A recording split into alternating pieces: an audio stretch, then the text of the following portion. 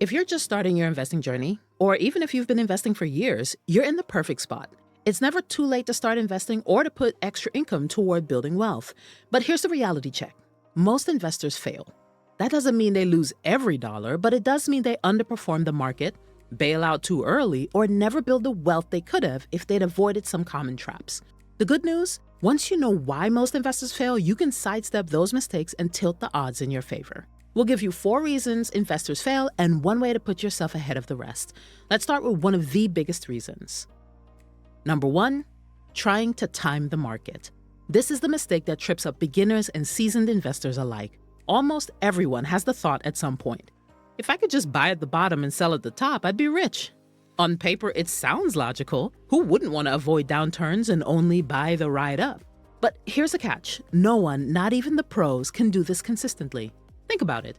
Entire teams of analysts on Wall Street, armed with decades of experience and sophisticated algorithms, still get it wrong. If they can't call the exact top and bottom of the market, how can we, as the average investor, be expected to? Yet, many new investors hold themselves back because they're waiting for the perfect moment. They're afraid of starting during a high market, or they're trying to hold out for that big crash before putting their money in. The problem? While you're waiting, the market keeps marching onwards and potentially upwards, and you're missing out on that growth. Imagine 2 friends. Alex decides to wait until the right time. He keeps his money in cash for years, trying to guess when the next crash will come. Jamie starts investing $500 a month into a simple index fund, no matter what the market is doing. 10 years later, Jamie's money has compounded through good times and bad. Meanwhile, Alex is still on the sidelines, patting himself on the back for avoiding risk, but with little to show for it. It's not the timing of the market that makes people rich, it's the time in the market. Markets move for all kinds of reasons. Interest rate changes, election cycles, wars, recessions, and even random tweets. Short-term moves are chaotic and unpredictable. Yes, sometimes you'll get lucky, but over decades, it's a losing strategy. Research backs this up. Studies show that missing just the 10 best days in the stock market over a 20-year span can cut your returns in half. The problem is, those best days often happen right after the worst days, when most people are too scared to invest. Instead of trying to jump in and out, adopt a system like dollar cost averaging.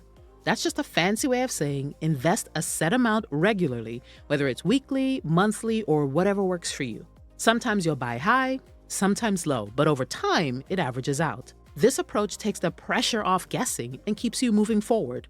More importantly, it lets compounding do its thing, and that's how wealth is built. Number 2, letting emotions drive decisions. Here's a lesson to learn. Being knowledgeable about the markets doesn't protect you from your emotions. It often makes you more vulnerable. Why? Because when you know how the system works, follow financial news, and have opinions about the Fed or the economy, you start believing you can outsmart the market. Legendary investor Warren Buffett has a famous quote, "Be fearful when others are greedy, and greedy when others are fearful." This is an important lesson as an investor. When the market dips 15% and suddenly every headline is screaming recession, this could trigger fear. Even if you know downturns are normal, seeing your account balance drop thousands of dollars is gut-wrenching. Many investors sell to stop the bleeding, but they're locking in losses. On the flip side, when markets are booming and everyone on social media is flexing gains, it's tempting to jump in heavier than you planned because of greed. You abandon your risk tolerance because this time feels different. Both emotions lead to bad behavior, buying high, selling low. Exactly the opposite of what you want. Emotions can override logic in seconds when real money is on the line. A famous example? 2008. Plenty of savvy investors knew markets would eventually recover, but watching balances plummet 40% was too much. Many sold near the bottom only to miss the massive rebound in the years that followed. So how can you guard yourself against this? Here are 3 ways. Automate your investing. If your 401k or brokerage invests your paycheck automatically, you never have to wrestle with the should I, shouldn't I question. Have a written plan. It's harder to panic when you've already decided my plan is X% in this ETF and I'll rebalance once a year. And zoom out. Instead of obsessing over daily price swings, look at a big picture, 10, 20, 30 years out. Over long horizons, markets have trended upward despite plenty of scary drops. The truth is, you can't remove emotion completely, but you can remove emotion from your process. That's what separates investors who build wealth from those who sabotage themselves. Number 3, having no plan. Succumbing to market timing and emotionally driven decisions can be rolled up into a crucial reason for why investors fail. They have no plan. Without a clear strategy, you're like a driver with no GPS. Every billboard, detour, or flashy ad convinces you to turn off your path. And in investing, that billboard is usually FOMO, or the concept of just winging it. Picture this. You're at work and a coworker won't stop talking about the stock they doubled their money on. Or your social media feed is buzzing with people making easy money in crypto. Suddenly, you feel like you're the only one not cashing in. The temptation? You throw money in, not because it fits your goals, but because you don't want to miss out. More often than not, by the time you hear about an opportunity, the hype is already baked into the price, and you end up buying high and selling low. Even if you're not chasing hype, many investors stall because they're just doing whatever. They have no defined plan, so a lot of their decisions are impulsive. But FOMO and winging it happen because there's no roadmap. If you don't know what you're working toward, any shiny object looks like the answer. If you don't know how much risk you can handle, you'll panic sell when things get rough. Having a plan doesn't mean predicting the future, it means deciding in advance what you're going to do, so you're not swayed by hype or headlines. How does this play out in real life? Let's take a look at another set of friends. Taylor has a plan. She invests $500 every month into a low-cost ETF, no matter what. Market up, she invests. Market down, she invests. Over time, Taylor's portfolio grows steadily. Chris has no plan. Some months he invests, some months he doesn't. He's constantly chasing hot tips, panics during downturns, and holds back, waiting for the right time. 10 years later, Chris has invested less and gotten worse returns, even though he may have known more. The difference wasn't intelligence, it was having a plan and sticking to it. So define your goals. Your retirement account might be mostly in index funds, but if you're saving for a house in 5 years, keeping that money in cash or bonds could be safer. Different goals, different strategies. Set your allocations. Decide ahead of time how much you'll put in stocks, bonds, or cash. And automate it. Take emotions and guesswork out by setting up automatic contributions.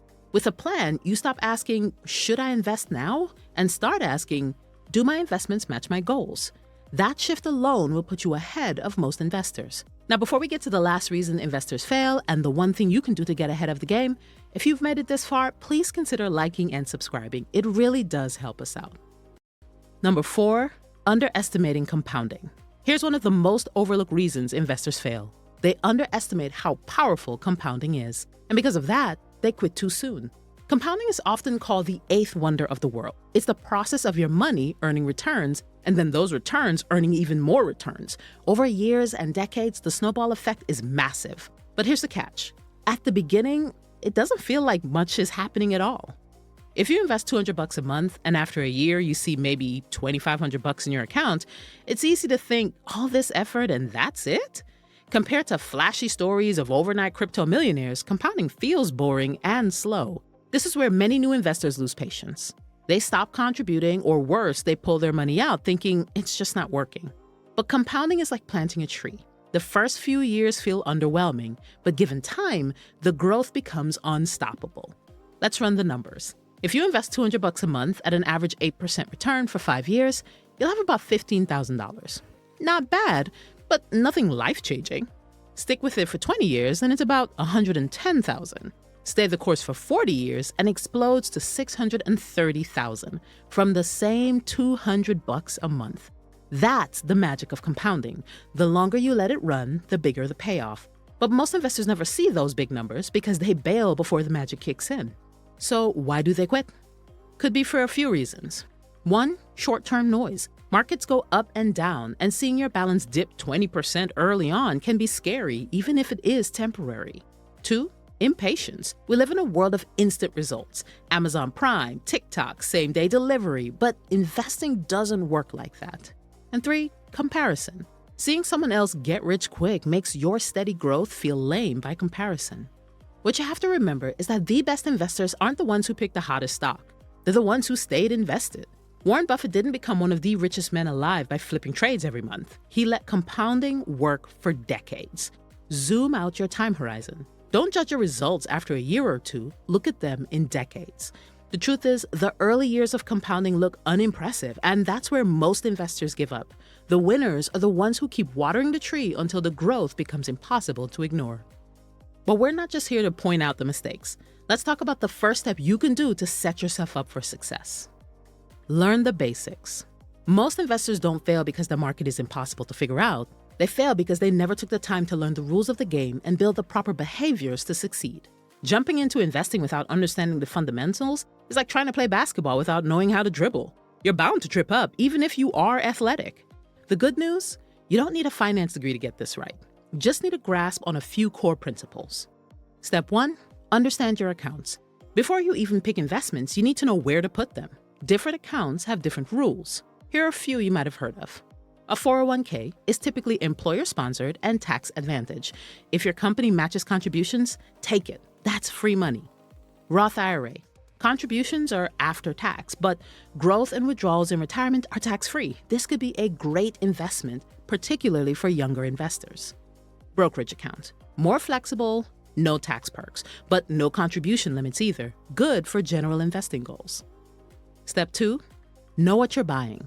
Stocks, bonds, ETFs, mutual funds. If these sound like alphabet soup, that's where to start. Warren Buffett has been known to say, never invest in a business you cannot understand. So getting a little knowledge on what these investment types are is crucial. Stocks are shares of ownership of a company. They tend to be higher risk, but offer higher rewards. Bonds happen when you're lending money and get paid interest. They're lower risk, but have lower rewards. Commodities are raw materials or agricultural products that can be bought and sold. They include things like gold, oil, coffee, and copper. Funds or ETFs. These are baskets of stocks, bonds, or even commodities you can buy in one shot. These are the easiest way to diversify because you don't have to pick and choose individual investments. Step 3, learn risk versus reward. New investors often fail because they don't understand their own risk tolerance. If you lose sleep every time your portfolio drops 10%, you might be too heavily invested in equities. On the flip side, if you're too conservative when you're young, you'll miss out on decades of growth. You don't need to predict the market, find the next Tesla, or outsmart Wall Street. You just need to learn the basics and stick to them. Once you understand accounts, what you're buying, risk, and compounding, you'll already be ahead of most investors. The market rewards patience, discipline, and consistency, all things you can control. Mastering the basics is the surest way to avoid the pitfalls that strike most beginners. Thanks so much for watching. If you learned something new today, like the video and share it with a friend. Don't forget to hit that bell icon to catch future videos, and we'll see you in the next one.